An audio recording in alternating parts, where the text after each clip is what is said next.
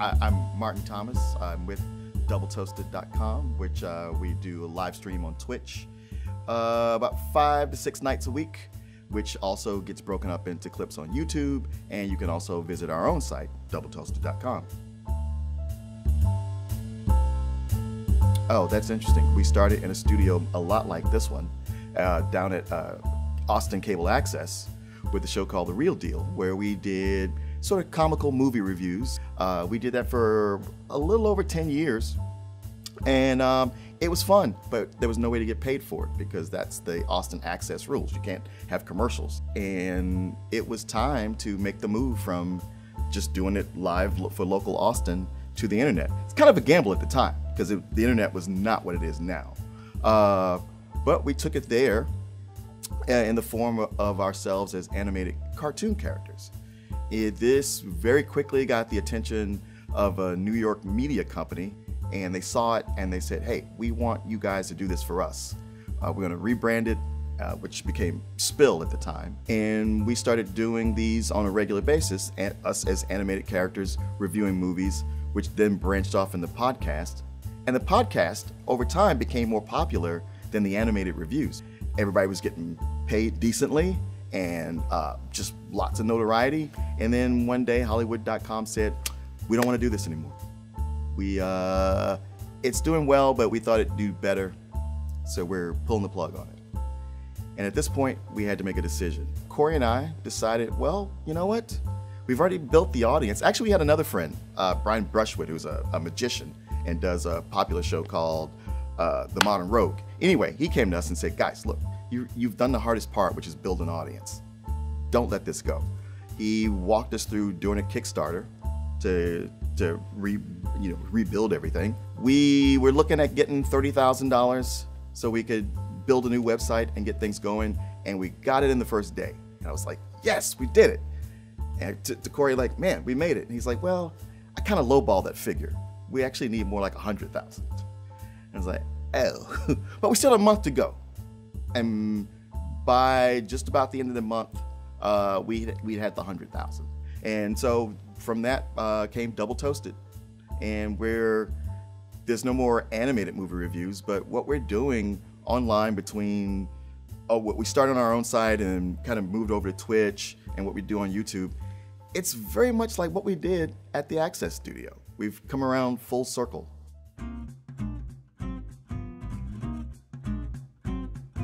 It was actually Corey's wife. We were just looking for names, and I don't know how she came up with the term triple toasted first, and it was like, no, but double toasted sounds good. It was wanting a name that didn't necessarily pin us down to one thing. That, like, even though we're going to talk about movies, we go into pop culture and current events, and something movie related would just leave us right there where we couldn't really branch off and do other things. So being this kind of nebulous name, it's curious enough where you're like, what is that? And that's how the name came about. Oh man, we tried doing classic movies, reviewing classic movies on Tuesday, going through those that our audience might not have seen. And every so often we'd slip in a bad movie, and the response to that was overwhelmingly higher. So Tuesday has just become, hey, this is where we review the worst movies. Samurai Cop. But that's some of them they're so bad that they're enjoyable. Surf Ninjas. Have you seen Surf Ninjas? The Garbage Pail Kids. That was pretty bad too. And the thing is, as painful as these movies have always been, I'm getting to a point where I'm starting to enjoy them just because it is something to talk about. The best ones are the ones that were just misguided, or one where it's fun if the movie was done in earnest, but the technical skill it was just not there. You're gonna bring out the girl I had a crush on in third grade? Yeah. Because on the show, well, I wear hats all the time. And somehow, hats and paisley shirts. And so it's sort of my signature. And I got the nickname Cat Daddy. And it has stuck. It has not gone away. Oh, yeah, you're familiar with that. That's the character Frylock from Adult Swim, from Aqua Teen Hunger Force. Adult Swim started moving into the shows that were just absurd comedy for seemed like for no reason. And the first few times I watched it, I was just like, this is not for me. And then I was at a party, and my friend's wife was she just couldn't stop talking about like, Frylock, you are so Frylock. Man, you are Frylock. Listen to it. Everybody come here. And the more she said it, more like, yeah, that's your personality. And I was like, all right, I'll watch the show again. And then when I watched it, I was like, oh, okay, I get it now. And yeah, I was at Target and saw a French fry headpiece. And I was like, I feel like this is destiny. I'm gonna pull this off.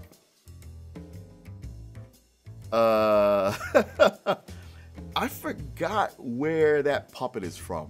It was something that got pulled up. I don't remember for the life of me which movie or if it was a commercial, but it got brought up and somebody made the joke that it looked like me. Steve-O from Jackass. He was going on tour. He was like, hey, I'm putting away the stunts. I'm doing comedy, stand-up comedy, and I'm doing a show in Austin, and I need to promote it. And I guess he said to his manager, hey, find me a good podcast to go on. And that year we had won the Austin Chronicles Best Podcast of Austin. But yeah, so they hooked it up for him to come down to our studio, and we figured we'd get a 10, 15, maybe 25-minute interview with him. And he stayed for 2 hours, and we had a great time. He would have gone out drinking with us, but he's sober, so that was not his thing. That's from our just recent show in New York from just a couple weeks ago. We were at the Intermedium Roulette in Brooklyn. You know, it's a modest crowd, about a little over 300 people, and we sold out the place. And and New York gave us a great welcome. Well, you know what, Double Toasted, it's at a point where we've been around a long time, but we're still growing. It's still fun. It's weird when we discover that someone who's prominent listens to us, because I always think we're just for a younger audience. Matter of fact, any of my friends or somebody I meet is like, oh, what is that? I want to listen to it. I feel like, maybe not. You know, it might not be your thing, because it is uncensored. So, you know, don't want to hurt anyone's sensibilities or anything. We're respectful but irreverent. But if you're looking for that kind of fun, it is something for you, and it streams, like I said, 5 to 6 nights a week, and you can always catch it the next day.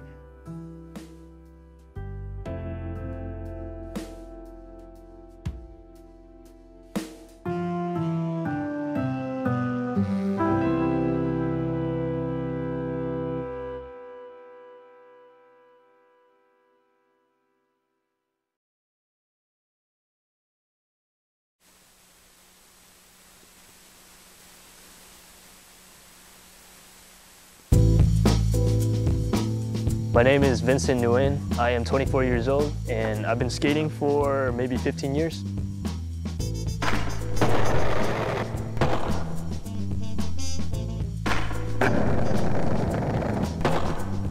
My favorite skate park in Austin right now is Pflugerville Skate Park. The ledge at the bottom of the stairs is really nice.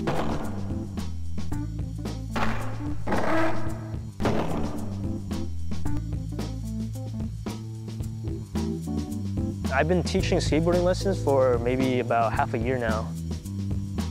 It's really about teaching kids how to get their fundamentals down, just getting that foundation down so that they can show up to the skate park with all the fundamentals that they have and progress from there without needing any other help.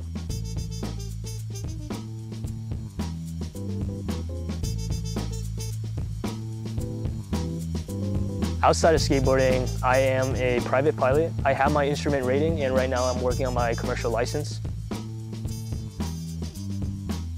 Ultimately, I do want to go to the airlines, but every pilot has to start out instructing as a CFI, gain their hours, and that's the track I'm on right now. I knew I always wanted to fly when I was a kid.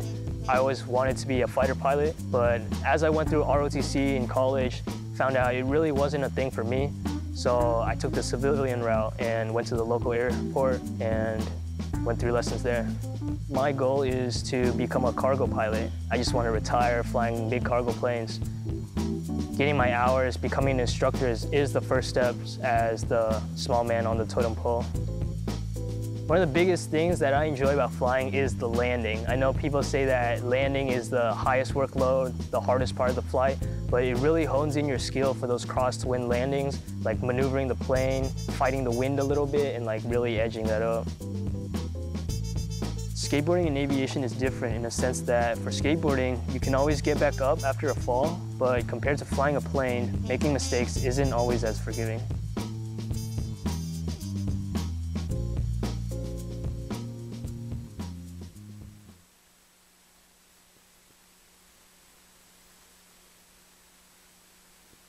My name is Lee Price. I'm 27 years of age. I've been skating for about a year and a half. My favorite thing is manuals. Pure balance, to me it feels like, you know, sometimes like certain kind of tricks can feel like aggressive, like all the popping and the snapping and the forceful motion, but manuals, it always just feels smooth and it feels calm to me. It's fun.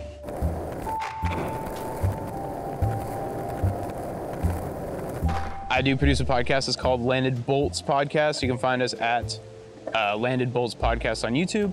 I did some like sound design and stuff in school. I did video production, and I was just bored. I wanted to make something. I hadn't really made anything in a long time. So when me and the homies are just up at the park chilling, chatting, BSing, just talking about whatever.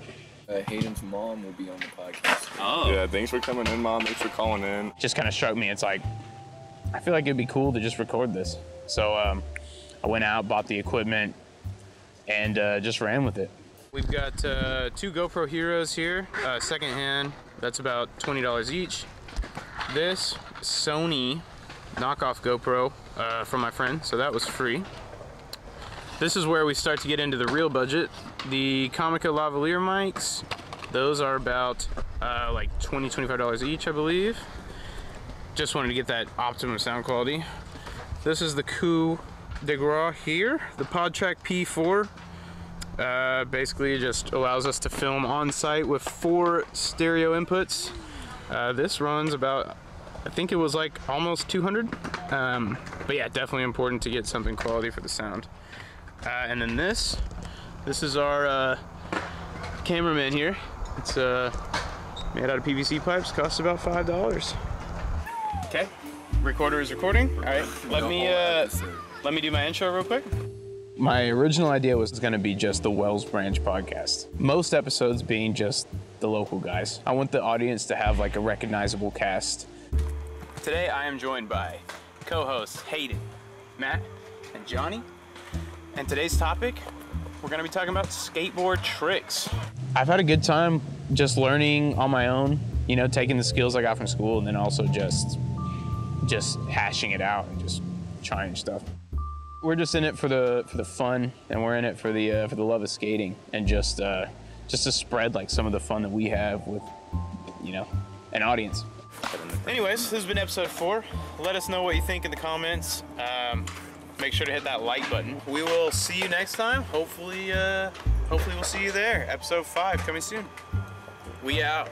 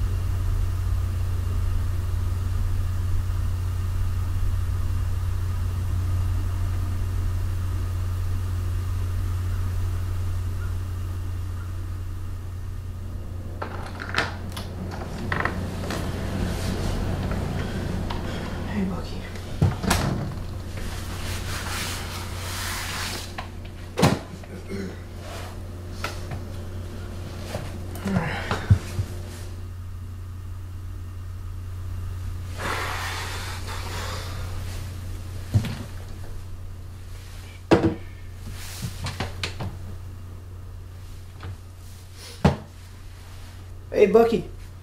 Am I gonna sleep good tonight? Huh?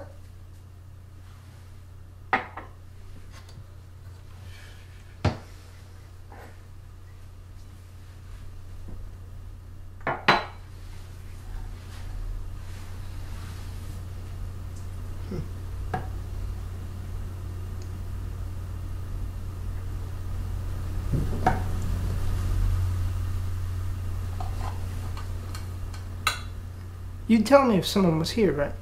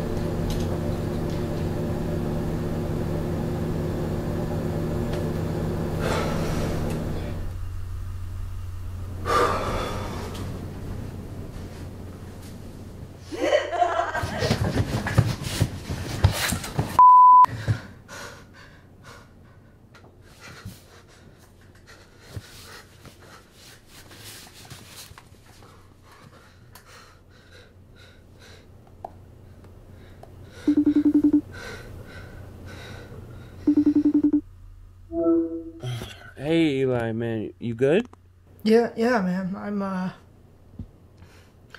I'm great. I just, no, I'm hearing, noises again. Did you call the cops again? No. Oh, look at you, man. Finally making some progress. Look, I know it's late. Can I just keep you on the phone for a little while, please? Please, just stay for a few minutes. That's all I ask. Look, man, it's late. I'm tired. I'm not trying to be a but I got work in like 3 hours. Can't you just call in? It's not that big of a deal. I mean, get some sleep. Stay on the phone with me, please, dude. Please. Eli, no. I can't keep calling in every time you have a meltdown. You can't keep doing this and I can't keep calling in sick every time your cat bumps into the coffee table. For sake, man. Look, I am sorry, Zach. How many times do they change the locks now? Oh, maybe twice? Man. Look, something weird is going on here. I don't know how to explain it. I really don't. Every time I come back, something is moving. Something is gone. Dude, you're acting crazy. Look, I'm sorry. Look, man, Mom and Dad are going to come visit you this weekend. She was going to talk to you about it tomorrow. I can't come. I'm sorry. I got to work. But we're all thinking it might be good for you to come home for a while. When was the last time you got some sleep? I don't know. It's it's been a couple days, I guess. Rest, Eli. You need to, man. You're spiraling. Okay, fine. Right, is that what you want me to say? Is that what you want to hear, Zach? Look, I'm not trying to be right. Just, look, there's nothing in your closet, okay? You need some sleep, and I do too. I'm sorry, Zach. Really. Don't be sorry. I'll call you tomorrow, okay? Okay. All right, man. I love you. I love you too. Good night.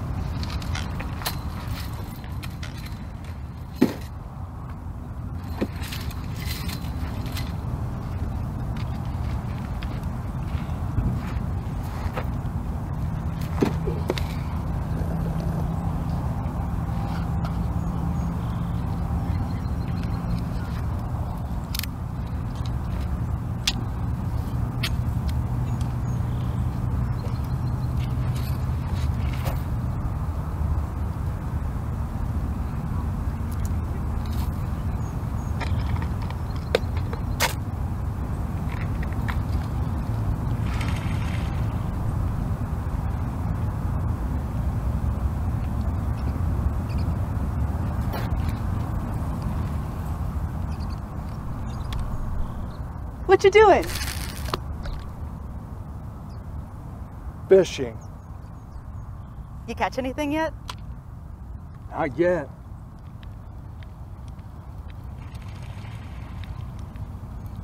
Is this a good spot? Are there any big fish out here? Yeah. One. The Lord of the Lake.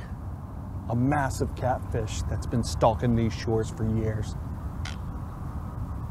I had him on my line once, but in the last moment, my trusty fisherman's knot went loose and he got free. After hours of study, I finally found the strongest fishing line known to man, triple clinch Palomar. And now I return to these shores to conquer the Lord of the Lake. Cool. I'm Billy, by the way.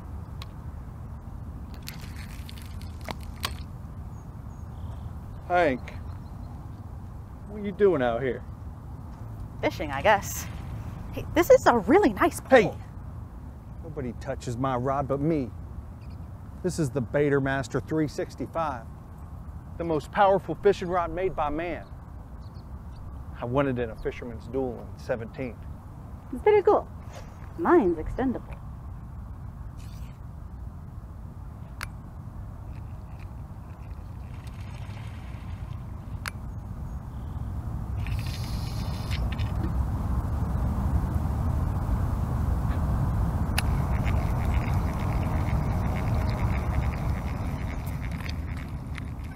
Now you gotta be patient.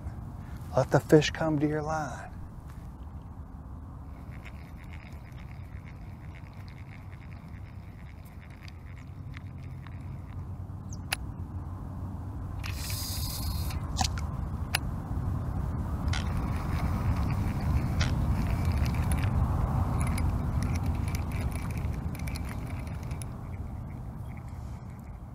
Oh, I just need some better bait. You've got a lot of stuff in here. Hey, that took me an hour to organize. You've got something. Is it the Lord? No, that ain't it. It's okay. I know you'll get him. Be it an hour, a day, or an eternity, you could be damn sure of that. What's this? Well, now that's a bobber. What's it do? Well, it keeps the bait off of the bottom. But isn't that where all the big fish are? Sometimes they like to strike at the surface, and if you see that, you use a bobber. What's this?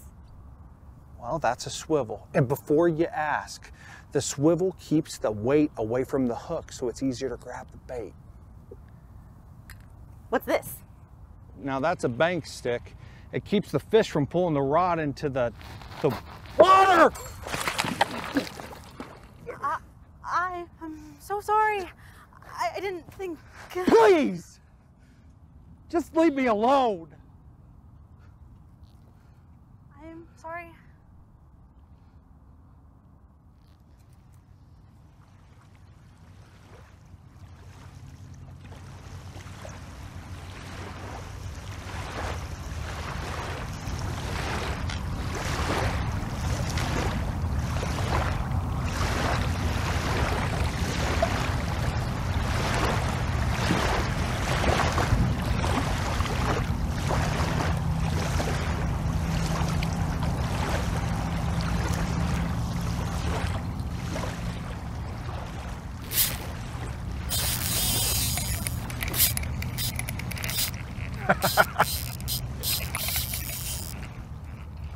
You got some bite in you.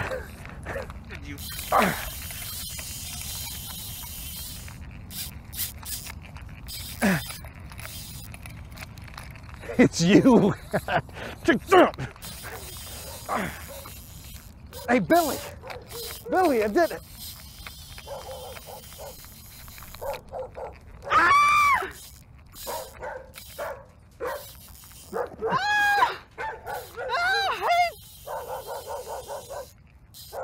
Billy? Help me, please! Damn it.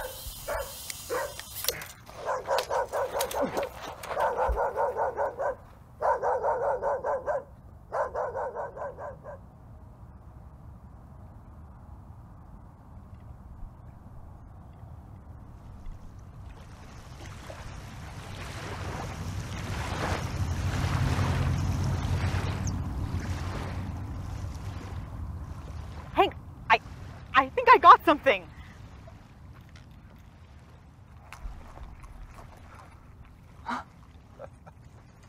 Well, I'll be.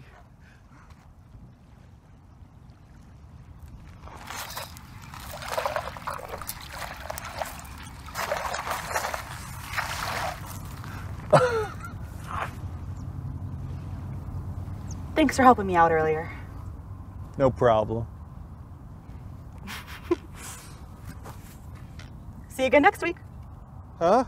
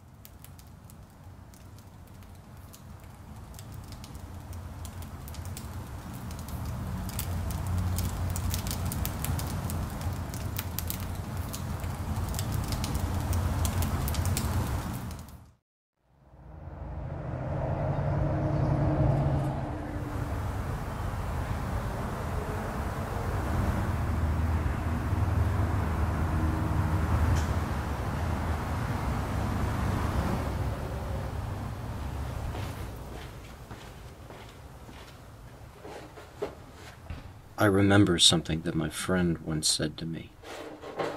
JP, you need to know how to do this, so pay attention. And then, he grilled me one of the best steaks I've ever had in my life.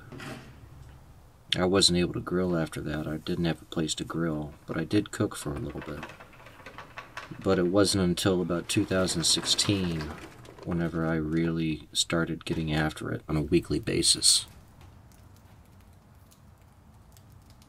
When I was in college, I met a young man named Michael Williams. That was 2008, and we've been close friends ever since. We've grown a lot together over the years, and we've had a lot of good times together. Hey guys. Oh hey, long time no see. Dude, good to see you, brother. Good seeing you as well. Long time. Mikey, it's been a minute. Yeah, you got told by an 11-year-old. Well, wouldn't be the first time. I like to eat, and so I figure the best way is to cook it myself. I was probably, I don't know, 10, 11, 12. My dad smoked a lot of fish, a lot of trout, and I like smoked food, or grilling. I like that you could do it with friends and family, and it's very enjoyable at the end because you get to eat. I do like food, like I said. Yeah. Basically, you start with a stack of charcoal. Once you get that going, you could control the temperature by the venting.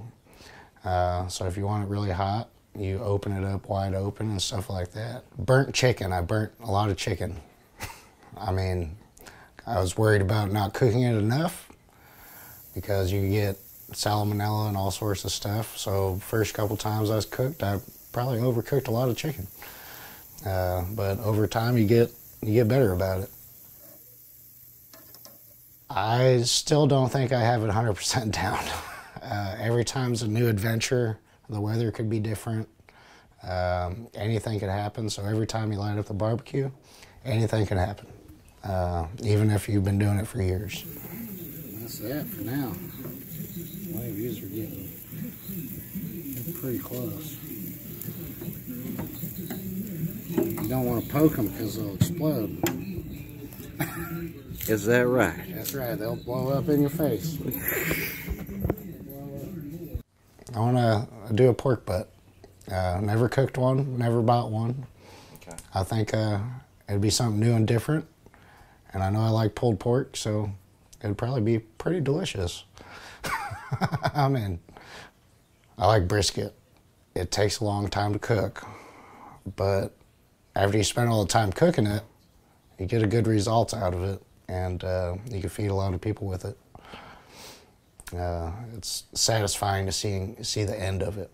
I would probably only normally do one of those one time a year, once or twice maybe. So it's normally a pretty big event because I got to start it at night, and it probably takes pretty much most of the next day to finish it, so we can have it for dinner. So normally that's the biggest thing I cook, but like I said before, it's worth it in the end.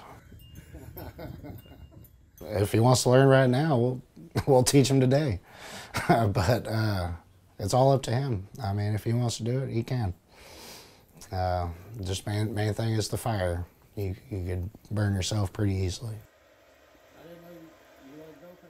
It just brings people together. I mean, who doesn't like a good barbecue chicken or some sausage or something like that that came off the barbecue? I mean, it's not many people. So it just makes everybody happier. I mean, if you're going to get into grilling, just keep at it and keep trying. You got to try in order to find out if you can even do it or not. So if you never try, you'll never learn how to do it.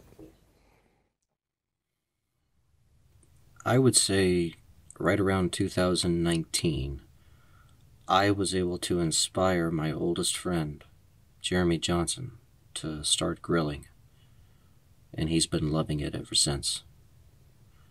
He tells me that he's still working on fine-tuning his seasoning, but I dare say he's pretty darn close.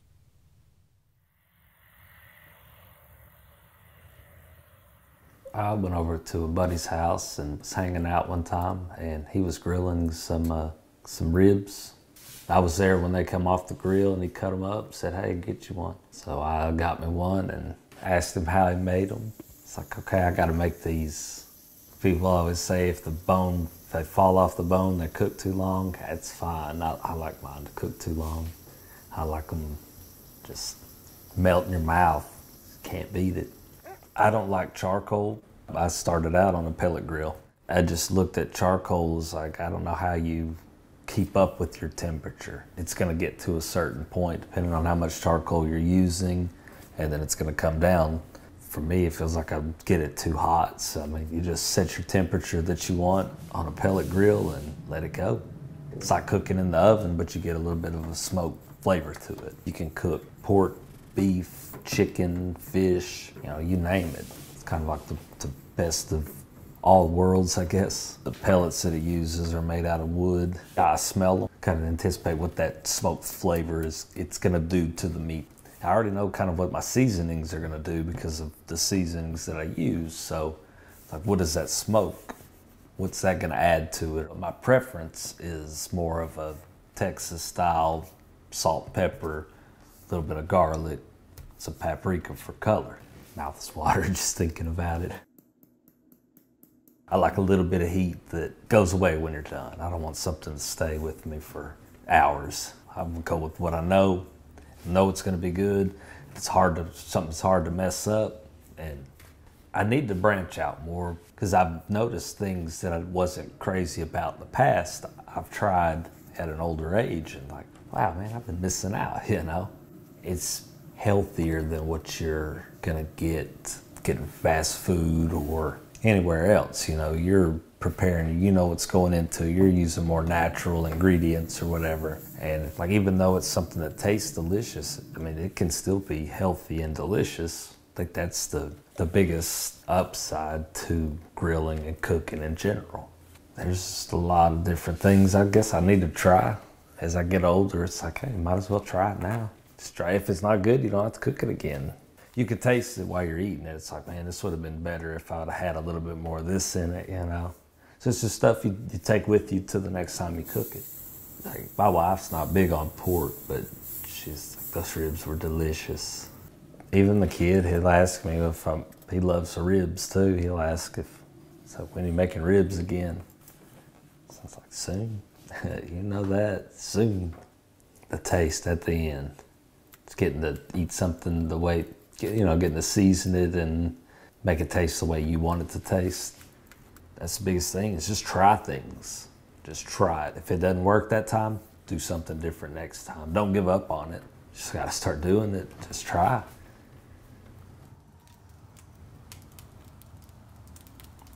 For me, grilling has been what I would call a Zen activity. In the English language, it's a slang word that means peaceful or relaxed. It's done wonders for me, both physically and mentally, because when I'm out there, I only have one thing on my mind instead of 12 or 20. It gets me out of the house, it gets me out in nature, I get to listen to nature, see nature, I get to cook with nature. It's wonderful. And then, when I've finished grilling whatever it is that I wanted to grill, something magical happens. I get to have dinner with my wife. There isn't much of anything that I wouldn't do for her, and I'd be lost without her. I think the least I could do is cook for her every once in a while, and I can do that because I can grill. I love her, and I love having a damn good fire.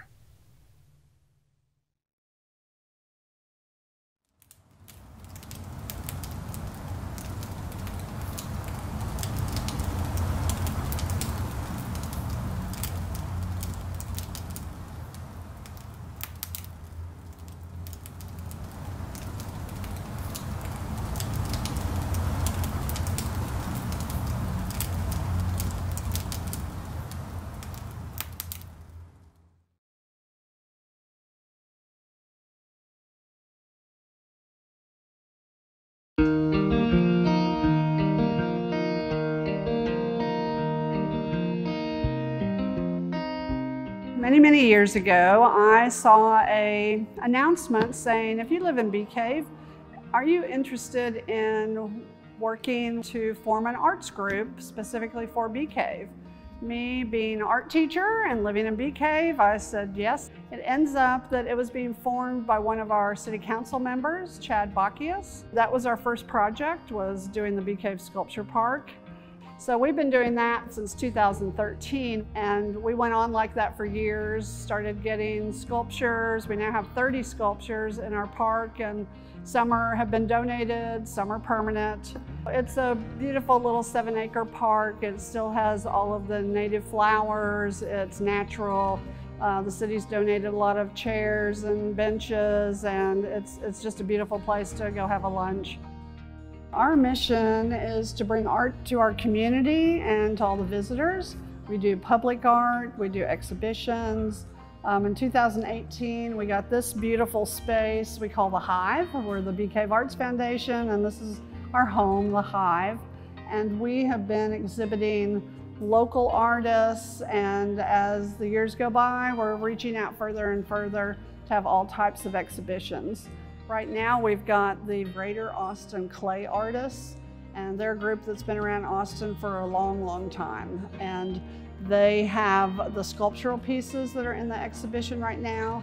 They're all beautifully done. Many are hand-built, some are done on the wheel, so a lot of different techniques. And they're on just about all of the pedestals around the gallery. Another exhibition we have here is the Veterans exhibition from veterans all over the state of Texas. We're working with ArtSpark, an organization in Austin that works with veterans year-round doing different activities. We also did a workshop with the veterans, and we're going to be producing a piece of wall art that will be gifted to ArtSpark for their brand new facility.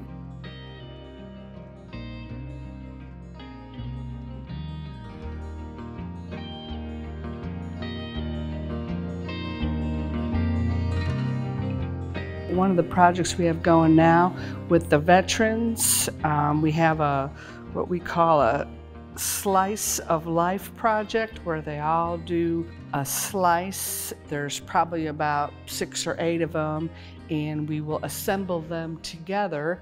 And I am really proud to be part of helping facilitate this project for the veterans. But that's just one of the things we do as the Bee Cave Arts Foundation. We also do public art out in the community. We've got our Bees a Bee Cave project. We've also got the Benches a Bee Cave. So those are 2 projects where we pay local artists to create works of art that we actually display here at the Hill Country Galleria. The bees have been up and down the main street of the Galleria for a year, and we've just brought them back into the gallery. We're getting ready for an auction. So that auction will fund our high school scholarships to Lake Travis seniors. It will fund our educational programming classes that we do, educational art talks, critiques, things like that. And then also our community projects. So we're just always looking for different projects to do. We're always looking to work with different groups too. We like to use our space for all kinds of activities. We're really thrilled just to share this space with our community and be a community art center. I'm Lonnie Swanson, and I've been volunteering here. I've started just again after a couple of years. I just think it's a beautiful space. It's fun to meet other artists here and answer questions when people just come in and want to look around. And I think it's a vital part of this community that a lot of people haven't discovered yet. I think a lot of people, once they discover it, they want to come back and check it out every month. I am a retired art teacher, and so I feel very strongly about student art exhibitions. Our athletic kids get trophies and ribbons from a very young age, and our art kids really aren't getting nearly the recognition until they're much older. So we always have a student exhibition going on at the Hive. We right now are hosting our advanced placement students from Lake Travis High School. Most of these people are all going to pursue a degree in art in college, and we certainly do all of our elementary schools. That's very important. And that's probably one of our biggest receptions. We'll have over 500 people here when we have our children's exhibition from all the different elementary schools. We also have our big event, which is BuzzFest. We started that last year, and it's a outdoor tech art type festival with a lot of lights, music, technology. So we'll be doing that again next March, 3rd, 4th, and 5th, 2022. So we're really looking forward to that event, and hope you come. Thanks.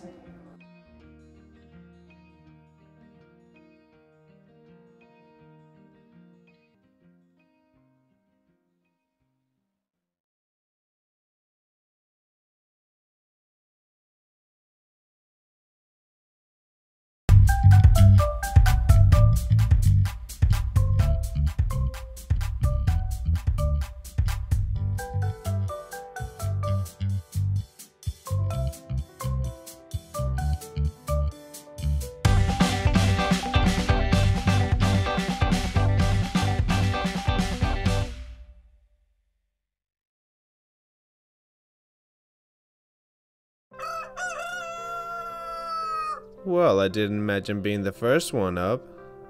Ah, there we go. Found one of the cats. And wouldn't you know it, it seems Dog has tagged along for the nap as well. Must have been a long night running all over the apartment. Very, very hard work indeed. Better get up though. I don't think your mother would appreciate seeing you sleeping this late in the morning. And certainly don't take after Dog on this one. Now, you better go find your sisters. Oh, here you guys are. Hey, Marie. Oh, never mind. Yeah, these cats are a peculiar bunch. As one of their owners, I would know. Let's learn a bit more about them. So there's Belle. Her favorite thing to do as of late is to sit on top of the fridge, and she'll sit there, and that's where she asks for attention. On top of the fridge where I cannot reach her and only Hector can reach her. But she'll just, sit there and stare until you come over and pet her. She also, if she's at the end of a bed, she is known to attack feet a lot. She is a known toe biter in the household. And then we have Marie. She is the most vocal of all of them. And it wouldn't be like that bad if she didn't sound like a 40-year-old smoker. But that's just part of her charm. She's very sweet and loving, and she is big on cuddles. And she will always be the very first one to get in line for food. Although she's very picky. She doesn't like any treats we get her unless it's like 100% just pure meat. Our last one is Minnie. She is the most like her mom. She's very reserved, but she's also just very sweet.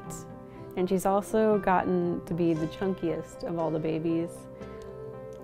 Minnie is the little collector. She likes to take things off the shelves that she sees, like little shells on the shelf. She'll take them and hide them. She's just like a little, I don't know, a little treasure goblin. So she'll take the shells, she'll take coins. There's like a little coin bank on the bookshelf, and she likes to go over there and take some coins. It was a big thing when they were really little, where we'd just find coins randomly around on the floor. Her favorite thing ever is my hair ties. If I leave it on the bathroom counter and it's there for more than a few hours, it won't be there when I go back. But she'll take them and then she'll hide them. So. Indeed, various valuables do go missing. So how did three mischievous siblings come to live in such a loving home? I rescued a cat last year, and I named her Luna, and she was very skinny when I got her. But then after a while, she started getting a little fat, and I thought it was just because I was finally like feeding her, and she was finally getting some good food. Now it turns out she was pregnant. So a couple months after I found her, she popped out like 6 little kittens that I suddenly had to take care of. There's 3 gray tabbies. This one's Minnie. She has more of a white face. And then he's a tuxedo. There's a black cat, and then there's another tuxedo under the kitty pile. They're so small.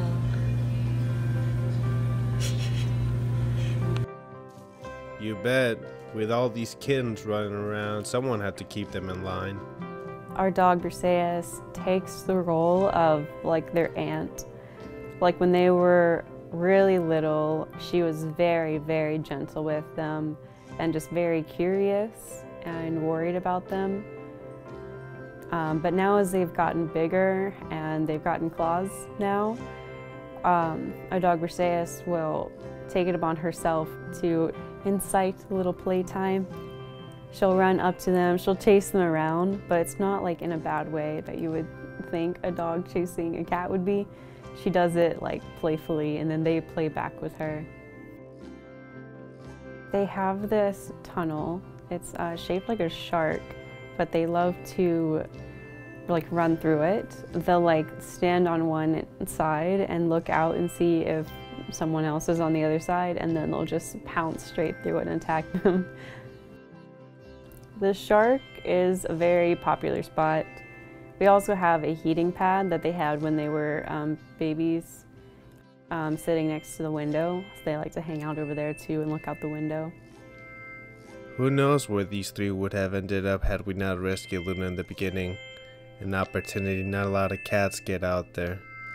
All we know is that we are fortunate to have them along for the ride with us.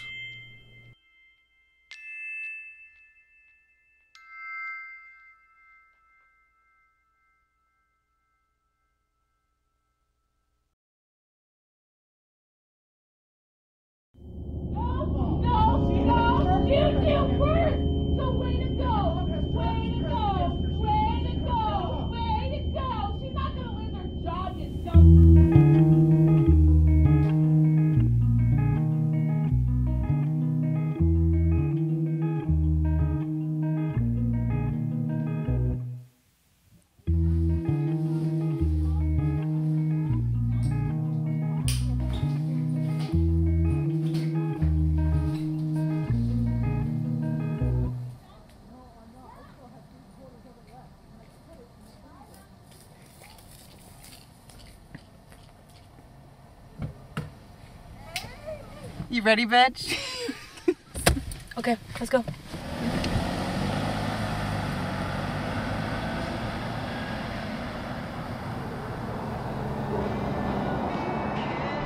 I'm so glad that you're here.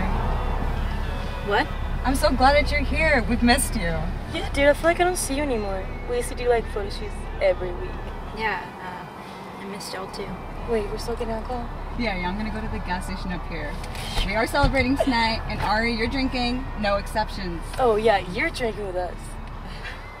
Yeah. Okay, I can. Are we still staying at your place tonight? Yes, yeah, we're still staying at my place. Don't worry about it.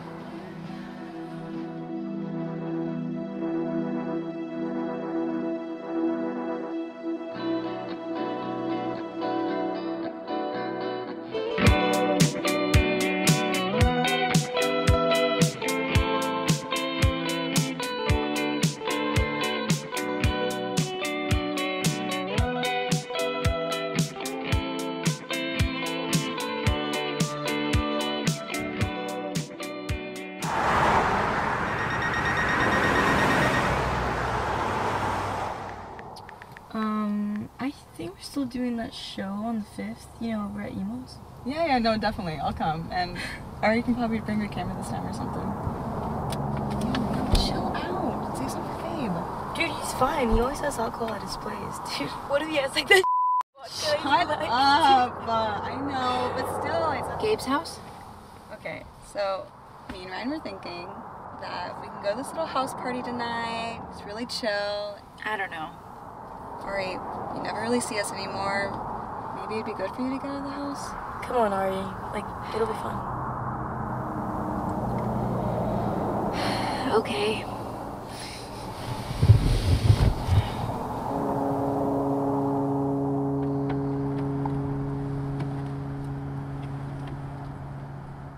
Do you know which one it is? I don't know. I thought you guys come here a lot. Well, I mean, it's like Gabe's friend's place, so that's like basically the same thing.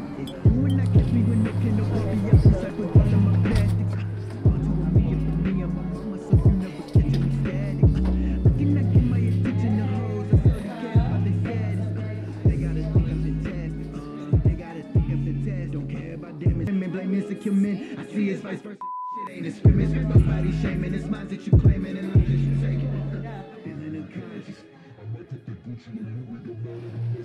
Regardless. See, I'm feeling bad because I feel my worth is equated to money and clothes and trips to the Martians. Steadily living in darkness, stuck in the darkness. You and I kiss. Hey, what's your name? Hey, you don't have a drink. Here, take this. So, you come here with any friends or? Sheesh, I didn't put anything in it. Just a drink. We got lime vodka. You don't have to be so quiet, it's chill.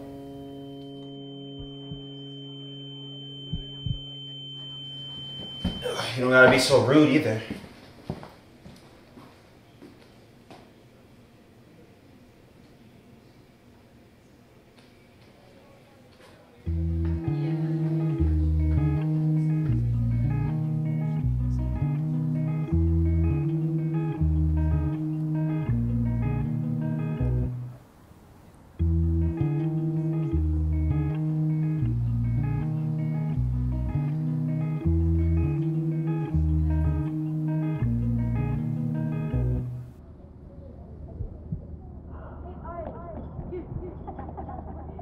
Ari! What? What happened? What the Jody?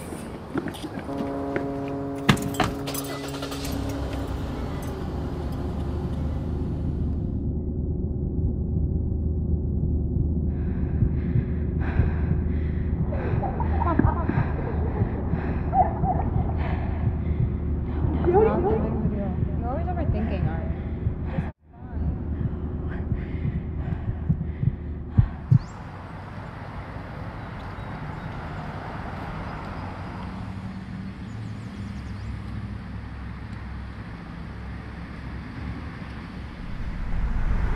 I'm really sorry about last night.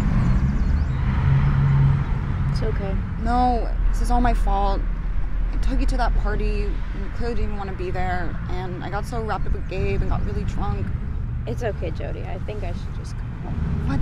No, listen. I know what happened last night wasn't ideal, and I totally just took you out somewhere, but we could stay at my place tonight, like for real this time. Look, I know you've been isolating lately because you think that's like benefiting you somehow, but I just feel like you're getting really consumed to everything that's going on with you at home. I'm sorry.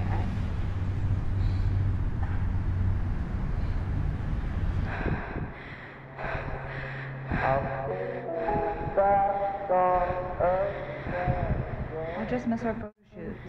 Back when we didn't have to worry about anything. Spinning through your mind sometimes. I'll see you back on Earth again. Spinning through your mind sometimes. I'll see you. Ari. Yeah, no, you're right. Let's do that. Yeah? I love you. I love you too. Come again.